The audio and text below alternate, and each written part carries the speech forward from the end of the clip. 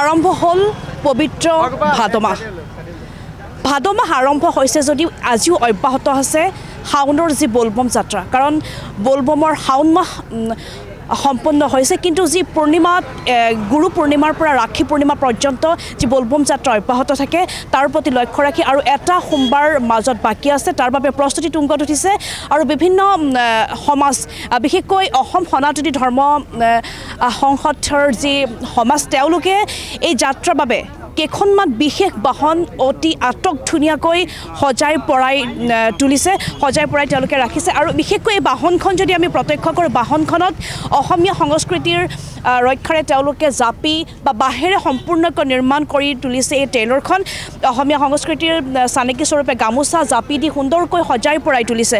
আৰু অসম সনাতনী ধৰ্ম সংসদৰ যিসমূহ বিষয়ববীয়া আমাৰ লগত উপস্থিত আছে, মই আপোনাৰ লগত কথা পাতিম। আপোনালোকে এইবাৰ যিহেতু অন্তিমটো যাত্ৰা, ভাদ মাহ সোমাইছে, কিন্তু ৰাখী পূৰ্ণিমাৰলৈকে আপোনালোকৰ এই যাত্ৰা অব্যাহত থাকে। কাইলৈ যাব আপোনালোকে গুৱাহাটীলৈ, সুন্দৰকৈ সজাইছে, মই আপোনাৰ পৰা জানিম। আমি একচুৱেলি আজি আমি এতিয়ালৈকে চতুৰ্থ সপ্তাহ হ'ব। আমি প্ৰথম সপ্তাহ ৰেংবেং গৈছিলোঁ, আৰু দ্বিতীয় সপ্তাহ আমি হাতীমূৰা গৈছিলোঁ, তৃতীয় সপ্তাহ আমি ঢিঙত গৈছিলোঁ, আৰু চতুৰ্থ সপ্তাহ আমি ঢিঙত যাম। কৃষ্ণ শিৱ মন্দিৰ আশ্ৰমৰ পৰা আমি গুৱাহাটী বশিষ্ঠলৈ যাত্ৰা কৰিম।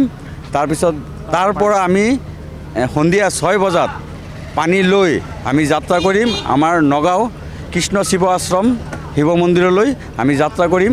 তাৰ কাৰণে আমি এইবাৰ এই বছৰ আমাৰ প্ৰথম, কিন্তু তথাপিও আমি যিখিনি আমাৰ অসমীয়া যিখিনি কালচাৰ আছে, এই কালচাৰক লৈ পেলাই এইখিনি আমি ব্যৱস্থা কৰিছোঁ, আৰু সকলো ৰাইজে ভালেই পাইছে। আৰু আমি সকলো এটাই আমি অনুৰোধ জনাইছোঁ, সকলো যিমান কাৱৰীয়া আছে আমাৰ লগত বলবম যাত্ৰা কৰিবলৈ অনুৰোধ জনাইছোঁ। আৰু ৰাতিপুৱা 10 বজাত আমাৰ কৃষ্ণ শিৱ আশ্ৰম মন্দিৰৰ পৰা যাত্ৰা কৰিম, যে সকলো কাৱৰীয়াসকলক আমাৰ শিৱ মন্দিৰত 10 বজাত উপস্থিত হ'বলৈ আমি অনুৰোধ জনাইছোঁ। আপোনালোকৰ ইয়াতে জাপি আৰু বাঁহেদি সুন্দৰকৈ নিৰ্মাণ কৰিছে, কেতিয়াৰ পৰা প্ৰস্তুতি কৰিছে? আজি 10-15 দিন মানে হ'ল। আজি 15 দিনৰ পৰা কৰিছোঁ। এতিয়ালৈকে হ'ব আৰু 90% কাম হৈছে, আৰু 10% কাম বাকী আছে, যে গতিকে এইখিনি কামো সম্পূৰ্ণ হ'ব, যে কাইলৈ আমি যাত্ৰা সুকলমে পাৰ কৰিব পাৰিম বুলি আমি আশা কৰিছোঁ। তাকেই।